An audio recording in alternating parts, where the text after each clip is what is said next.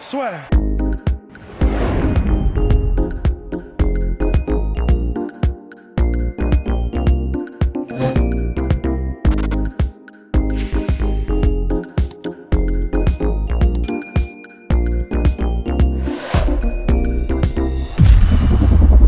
Bien bonjour à toutes et à tous, bienvenue dans le podcast La Sueur avec Monsieur Gaetano Pirlo qui fait ses débuts à l'UFC donc dans 2 jours contre Ricky Simon. Merci beaucoup de nous accorder cette interview Gaetano. Et donc ma première question tout simplement c'est comment est-ce que tu as appris ta signature à l'UFC? Alors, en fait j'ai été appelé il y a 3 mois. Donc là, ça a été vraiment le gros choc, mais malheureusement, j'avais eu le Covid. Et donc, c'est là que ça m'a vraiment fait quelque chose. Et en même temps, j'étais tellement content, mais en même temps, me dire, mais en fait, je peux pas. Donc voilà. Donc, quand Mike m'a téléphoné, je dormais en plus.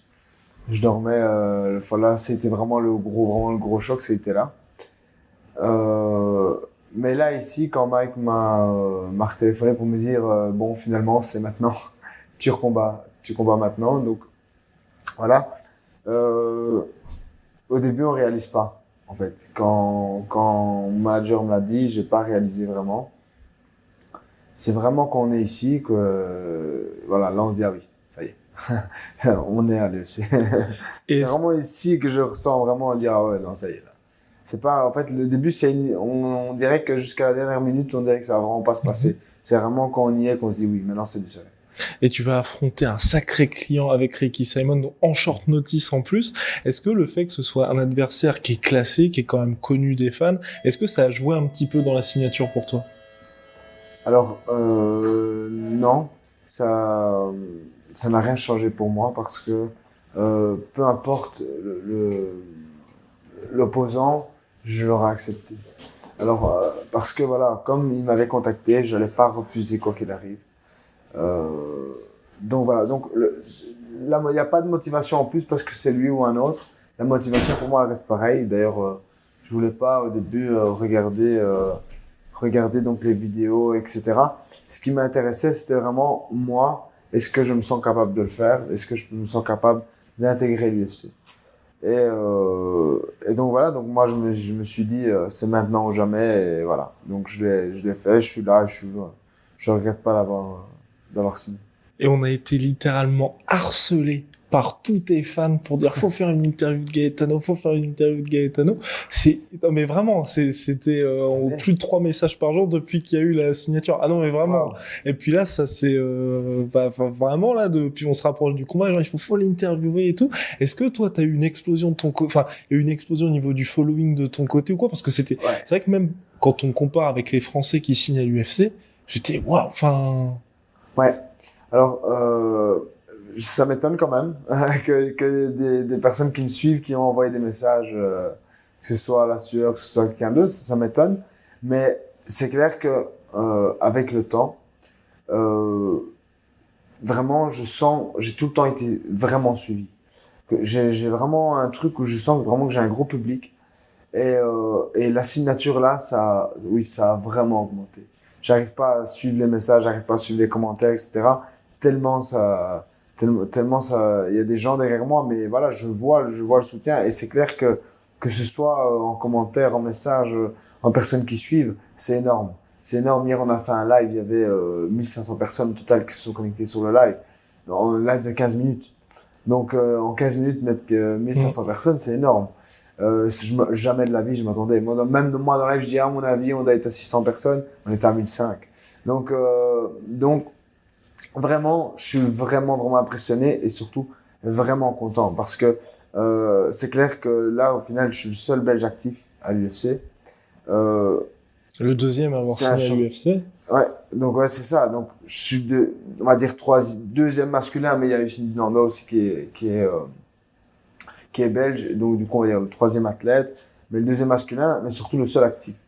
Donc là maintenant, je sens vraiment la Belgique qui est derrière moi. Vraiment, je sens, mais aussi des Français, parce que, bien sûr, la Belgique, la France à côté, et je connais énormément. Donc, j'ai vraiment un gros public français, mais surtout vraiment la grosse Belgique, et aussi un public italien. Donc c'est bien parce que j'ai 3 pays qui suivent comme ça. Et alors là, c'est vraiment, moi, ça me touche vraiment. Je m'attendais vraiment à avoir un petit peu d'office en rentrant à l'UFC, avoir plus de public. Mais là, c'est pas plus, c'est vraiment 10 fois plus, quoi. C'est énorme. C'est énorme et vraiment, ça me donne vraiment une grosse motivation. Ok. Vraiment, je le sens. Et t'expliques ça comment? Parce que c'est vrai qu'il y a eu, je vais pas dire une grosse période d'inactivité, mais cette signature, ça a été, ça, pour moi, c'est vrai que j'ai été surpris, j'ai fait OK. Et par rapport à ça, c'est quoi? Il y avait les gens attendaient ton retour, il y avait quelque chose comme ça. Enfin, c'est ça qui est assez surprenant. Ouais. Alors, c'est clair que je recevais tout le temps des messages. C'est quand que tu combats? C'est quand que tu combats? Malheureusement, on a eu beaucoup d'annulations. Chaque fois, on me dit, tu vas peut-être combattre, peut-être là-bas. Bon, il y a tout qui tombe à l'eau. Donc voilà. Donc moi aussi, c'est pas que je me suis dit, voilà, j'ai un an tranquille. Bon, comme tout le monde, dans un mois, on ouvre, dans un mois, on ferme, c'était vraiment une période incertaine. Et moi-même, je perdais espoir. Moi-même, je perds d'espoir. Je me dis, mais quand on va peut-être combattre dans 2 ans, tout va revenir à zéro. Est-ce que, voilà, là, j'y commence à monter. Voilà, je commençais à perdre espoir. Et puis voilà, maintenant, avec l'arrivée, et puis voilà, moi, on a eu le confinement 5 jours, 5 jours avant le combat de l'European Beatdown. Ouais. Donc, ça veut dire que moi, j'étais prêt. Je me suis préparé à New York pour ce combat. Et ça, tout le monde attendait ce combat parce que c'était le combat pour la ceinture. C'était un gros combat contre un bon combattant. Tout le monde attendait et tout ça. Et pourtant, voilà, 5 jours avant, confinement, tout était annulé. Et donc, voilà. Donc, tout le monde était impatient. Il y avait les gens qui avaient déjà acheté leur place pour l'European Beatdown qui attendent et qui attendent encore. Donc voilà. Donc, les gens attendent. Moi, j'attendais, mais je commençais à perdre espoir, c'est vrai. Mais j'ai pas lâché l'entraînement malgré tout. On s'entraînait un peu comme tout le monde dehors, etc.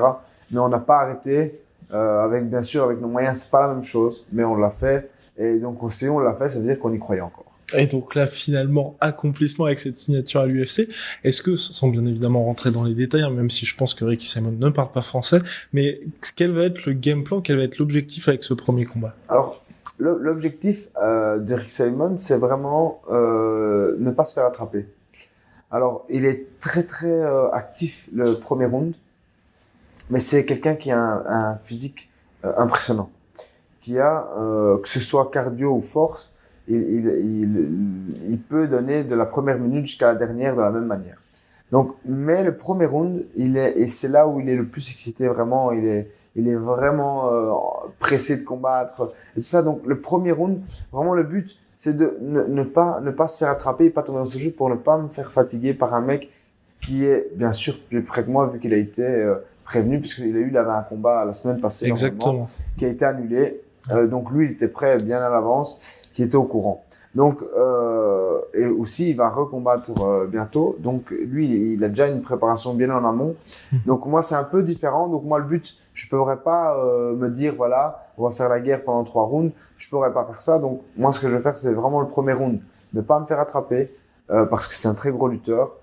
Et donc, essayer donc de pas être trop gourmand dans mes frappes, essayer de bouger beaucoup et justement imposer mon striking comme ça, donc en étant pas vraiment gourmand, mais donner, sortir, partir, donner, sortir, partir, et voilà, marquer des points, chercher une ouverture, parce qu'il faut créer l'opportunité, donc voilà, mais j'ai pas envie de créer l'opportunité en voulant tout donner d'un coup et puis tomber, et puis voilà. Donc vraiment le but, ne pas me faire attraper, s'il m'attrape, me relever un max, et voilà, et puis voilà, même au sol, c'est un combattant, c'est pas une ceinture de brésilien, il est très très fort, mais même au sol, je peux lutter avec Ricky, il n'y a pas de problème.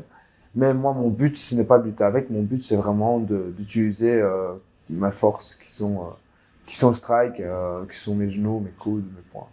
Et le fait de justement la signer avec l'UFC, ce premier contrat pour 4 combats, je crois, est-ce que tu vas changer beaucoup de choses dans ta vie de tous les jours là et te focus à 100% par exemple sur le sport? Alors, j'ai tout le temps été à 100%. Vraiment, j'ai donné tout le temps mon max. Mais c'est clair que maintenant, il y a quand même encore des choses qui vont pouvoir changer. Il faut pas s'arrêter là, il faut vraiment à chaque fois chercher quelque chose en plus. Et donc voilà. Donc moi, je m'entraînais 2-3 fois par jour. Mais c'est clair que maintenant, il faut rajouter des stages en plus. Il faut rajouter quelques camps d'entraînement un peu à l'étranger. Il faut un peu plus structurer. Bon, j'ai pas envie de devenir la vedette non plus, mais c'est clair qu'il va falloir un peu que mes entraînements soient un peu plus centrés sur moi. Je peux plus faire des entraînements globaux.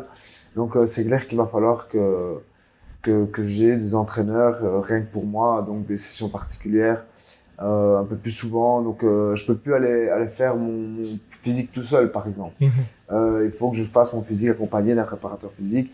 Il faut que voilà, il y a 2-3 petits points comme ça qui vont changer, juste des améliorations comme ça. Mais sinon l'entraînement en temps normal, l'entraînement il est bon. On a en Belgique, il faut savoir que ok, la Belgique c'est pas les États-Unis, mais en pied-point, la Belgique on est très haut. Donc voilà, on a des plus grands champions qui sont en Belgique. Donc pour le pied-point, moi d'office je bannirai pas la Belgique parce que de toute manière mes entraîneurs sont là, donc mes repères sont là. Mais c'est clair que on va plus adapter quelques entraînements vraiment spécifiques pour moi, voilà, pour ne pas faire comme on faisait, voilà, on devait tous, on est une équipe, on essaie de monter en équipe. Maintenant, moi, je suis monté un peu plus haut. C'est clair que maintenant, il va falloir que moi aussi, je pense à moi et à un moment donné, prendre des entraînements un peu plus spécifiques pour mon combat, pour mes combats qui vont arriver. Et par exemple, pour chaque adversaire, il va falloir, voilà, si maintenant mon combattant est un très gros lutteur, c'est clair que je vais devoir adapter parce que la lutte en Belgique, on a, mais c'est moins. Voilà, le niveau est moins haut. Mais donc voilà, je vais adapter à ce moment-là, surtout comme je m'entraîne beaucoup en Pologne.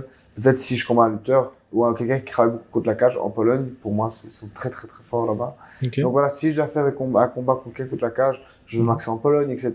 Donc je vais juste adapter, mais mes entraînements ne changeront pas parce que mieux un entraînement trois fois par jour, on peut pas faire. Donc on va justement un peu plus pro, quoi. Voilà.